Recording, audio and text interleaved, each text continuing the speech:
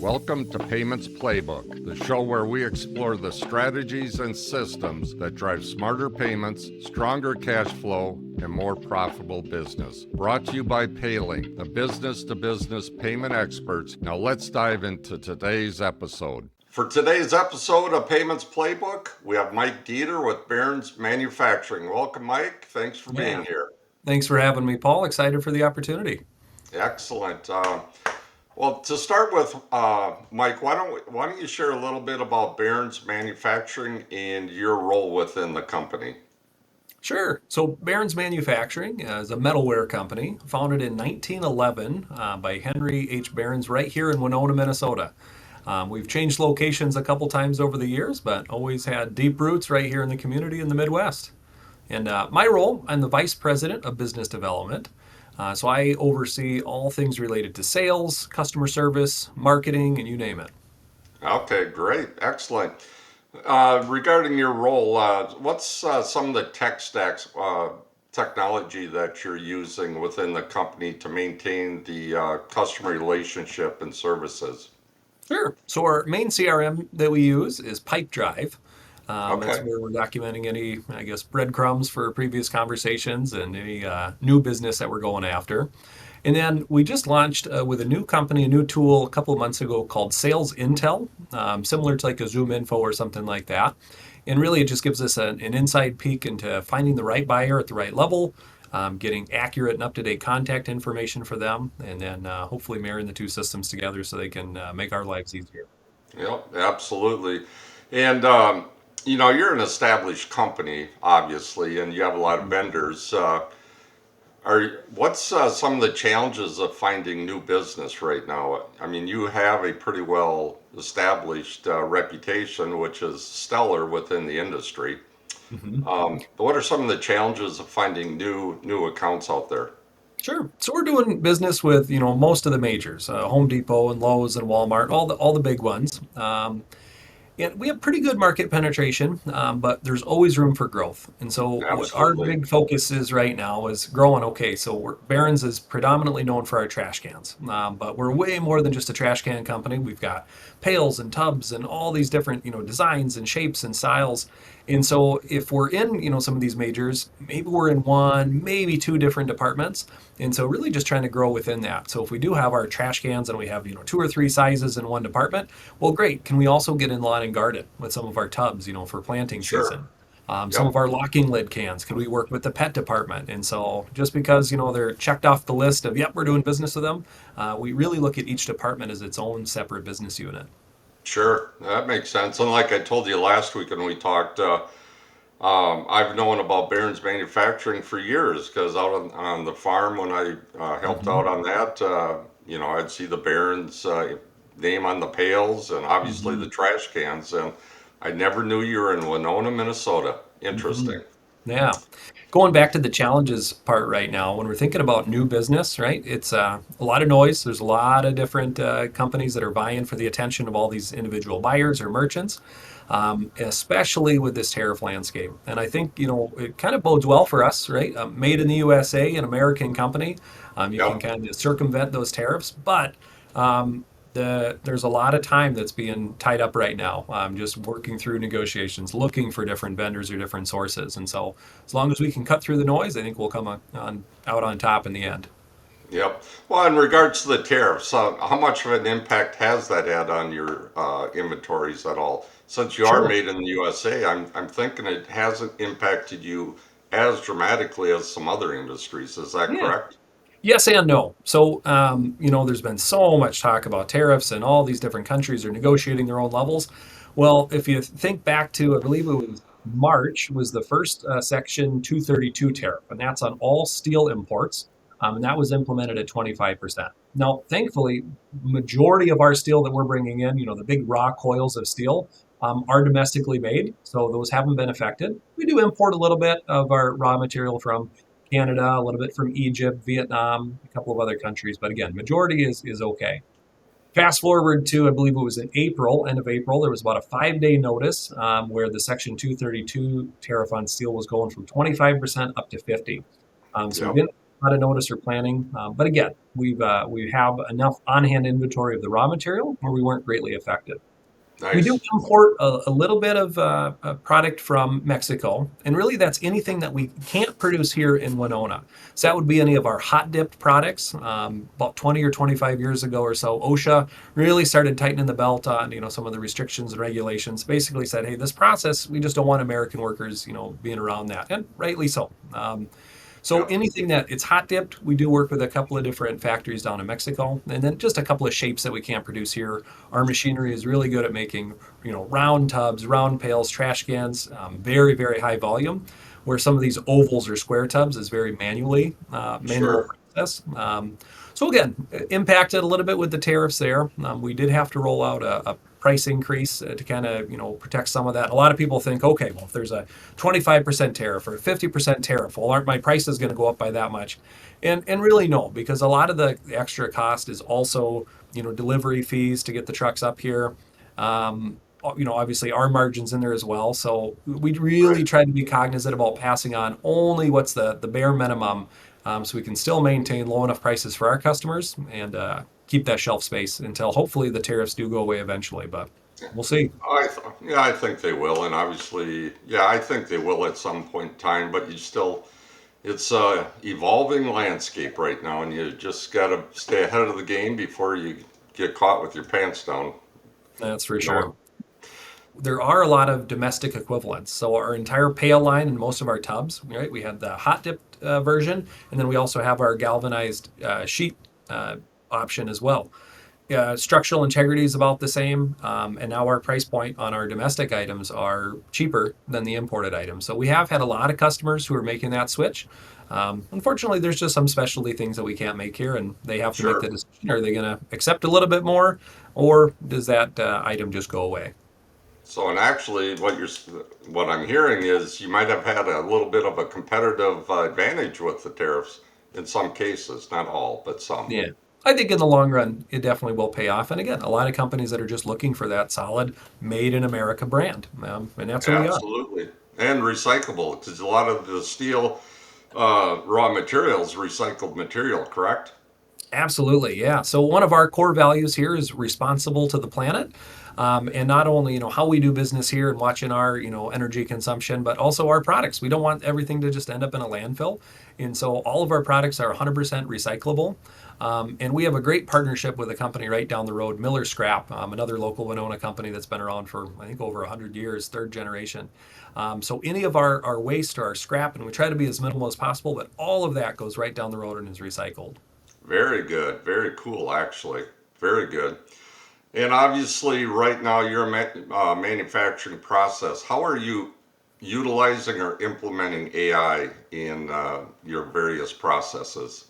Sure. I don't know how much AI it's related, but we definitely want to look at our efficiencies on the production side. So all of our machines and all of our lines are equipped with a system called Red Zone, and so we can get up to real time data on how each line is doing. We can track our efficiencies, and then we try to tie that into an efficiency bonus for our production workers as well. So if the Okay. line is running well, people are working safe and quickly, we're going to see those efficiency numbers, and then it really gives our maintenance team a fantastic opportunity. If they do see, some of the levels starting to dip down and it'll turn red instead of green, they know, hey, there's probably an issue here. Let's go do some preventative maintenance on it, get the line working at 100% efficiency. So after implementing that tool, that's been a game changer for sure. You don't have to wait for somebody to realize there's a problem. Maybe it's at a shift change or something like that. Yep. Then we put in a work order. Then the maintenance comes out and fixes it. They can be way more responsive in real time. Wow. Being proactive on the preventive maintenance, et cetera. Wow. Yeah, that Mhm. I would think your efficiencies have improved significantly. Wow. Absolutely. Actually, that's probably one of the more impressive things I've seen AI being used for. hmm We're Very not good. quite there yet. I don't think where it can tell us, hey, this machine is going to break down in the future. But I don't think we're too far off from that, right? When you were to think of if you had AI kind of looking at some of this raw data to see, okay, if something's Yep. dipping, it's not operator error, maybe there's going to be an issue. I think that's coming down the pike soon. Other than that, AI uses, we use it a lot in the sales and marketing aspect, especially if you think of like Amazon, for Yeah. example.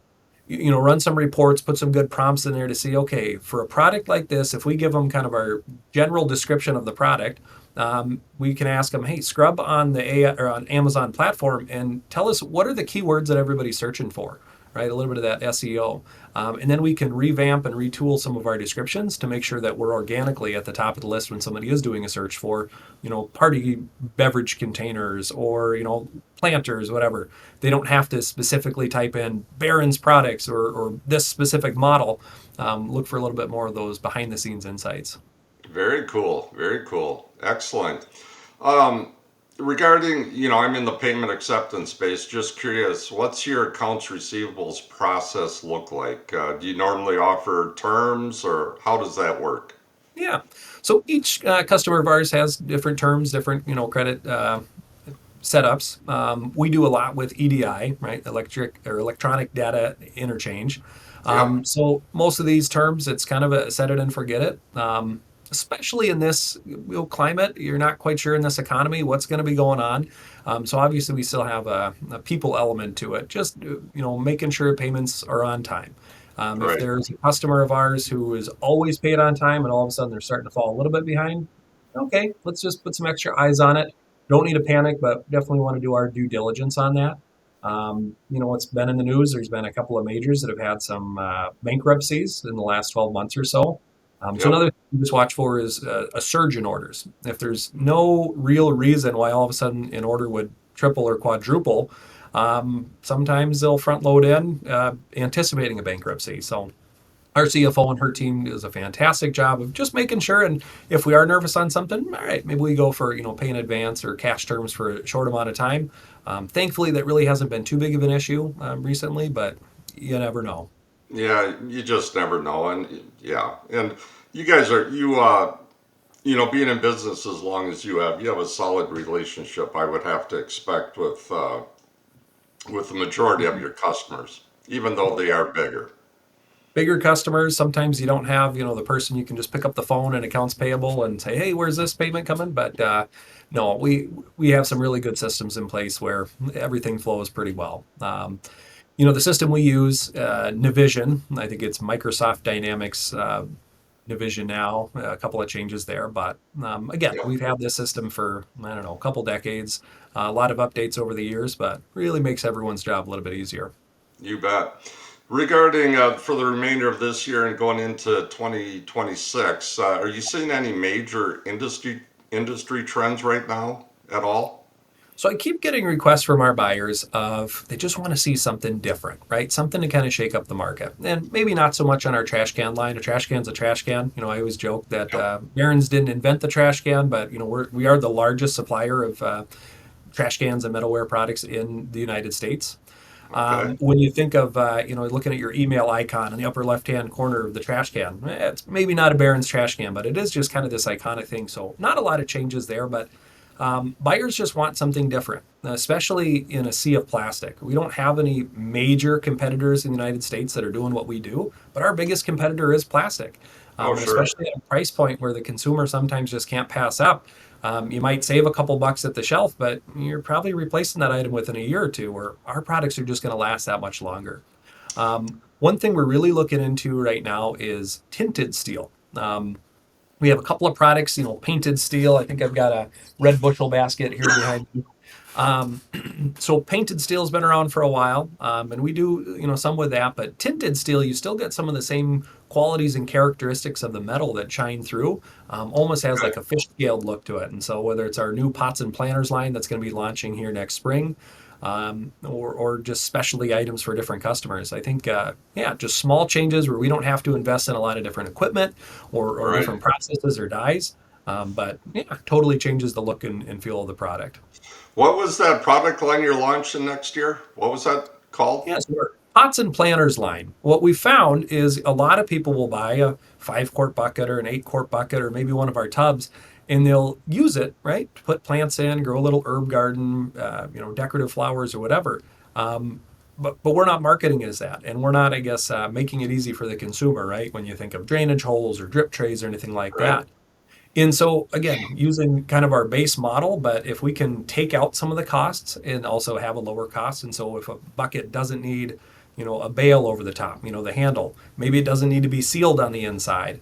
And then, having a hole in the bottom, so it already has drainage, so it's one less step for the customer.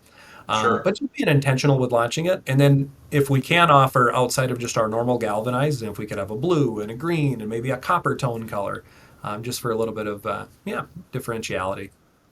Yeah, what's interesting, my neighbor 3 doors down actually has one of your planter for Sure. like a raised garden almost. Oh, Was yeah. never paid attention until we talked last week, and there I saw Let me tell Behrens. you. I went, well, that's interesting. I got to pay more attention here. Yeah. Again, being around for over 100 years, you'd be surprised. It's hard to drive anywhere in town without seeing one of our products in someone's yard or at a business or you name it. Yep, very cool, very cool. Um, how do people find out more about Behrens Manufacturing, and also how could they get a hold of you if they had some more questions? Sure. So we have a great website, Behrens.com, and it's Behrens, named after the founder. And there you can see all of our different product lines. And then even if you hover on any of the individual items, you can see some of the retailers that they're available. We don't do any Okay. direct distribution. We're really efficient at shipping full pallet, full truckload to our larger customers. Yep. We do have a lot of items available on Amazon if you do want to pursue it that way. But let's say it is a company out there that's looking to expand their set. They want to be eco-friendly. They want to, have something that's not just the cheap Chinese plastic that's being imported by everybody else. Yeah, you can see our assortments and product lines on the website there. A couple different videos as well, just kind of highlighting the history of Behrens and again touting our pride in being U.S. made. You bet. And then as far as contact go, sales@behrens.com is probably the best email to reach out to. Otherwise, we have our customer service at behrens.com as well. Both teams would be able to handle any type of inquiry, follow-ups, or answer any questions somebody might have. All right. Well, excellent. Well, Mike, thank you for joining, and look forward to talking to you in the future. Yeah, sounds good, Paul. Thanks for having me on.